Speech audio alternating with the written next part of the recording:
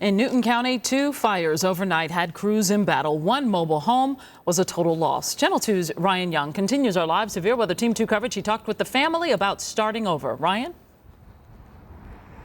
I can tell you it's really tough for them. Look, there were a lot of icy roads out there, but firefighters were able to make it to this home to help this family, but they did lose everything.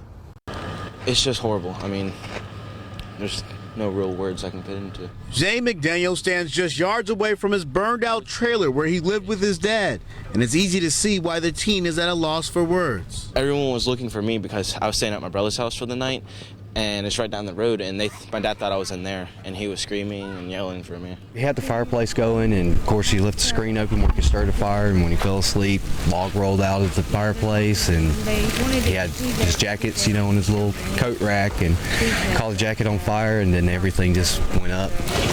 Here off Highway 11 in Newton County, firefighters got here under 15 minutes despite the icy roads, but there was nothing they could do. Mr. McDaniel had to jump to safety. He thought he was at the door, but he was at a window, so he had to dive through the window. Newton County crews have answered over 1,100 calls since Tuesday. On one call, a fire truck rolled into a ditch. The 4 crew members are okay. On an icy back road that hadn't been treated, unfortunately. Crew fortunately came out without any injuries, but it does look like we'll have a complete loss on the fire truck. Now you can see and hear a sweet sound. That thick layer of ice finally melting away.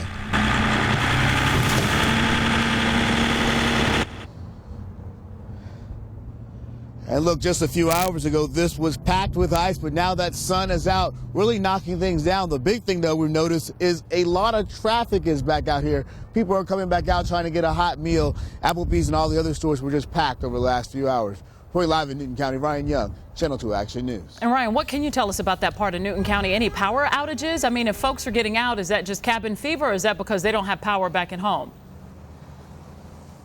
Well, cabin fever, definitely. We actually talked to emergency management. Power went out early on, but it was reestablished. A lot of people have their power back, but they want to get out. They want to get those hot meals. In fact, a couple places have run out of food because they're serving so many people. Wow. Good to have the sun again. Ryan, thank you.